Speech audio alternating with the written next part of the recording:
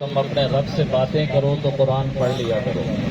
قرآن پڑھنے والا ایسے ہے جیسے اپنے رب سے ہم کلام ہو رہا ہو۔ تو یہ قرآن مجید کلام الملوک ملوک الکلام، کلاموں کا بادشاہ ہے، بادشاہوں کا کلام ہے۔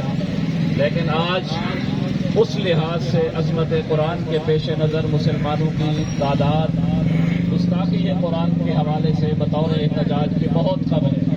تو اس سلسلے میں ہمیں اپنی صفوں پر بھی نظر ثانی کرنا ہوگی، اپنے لوگوں اور اپنے مسلمانوں کے دلوں میں عظمت قرآن کو بیدار کرنا ہوگا، اور اپنی حکومت کو اکٹھے ہو کر متفق اور متحد ہو کر یہ پیغام دینا ہوگا کہ تمہاری پگڑی اس وقت تک ہماری جوتوں کے نیچے ہے، تمہاری وردی اس وقت تک ہماری جوتوں کے نیچے ہے، سب سے اوپر اللہ کا قرآن ہے، محمد الرسول اللہ کا۔ شاید بھائی ہمیں آ جانا، اب ٹائم بہت زیادہ ہو گیا ہے، اس لیے میں اجازت چاہتا ہوں۔ وآخر دعواہم الحمدللہ رب العالمین۔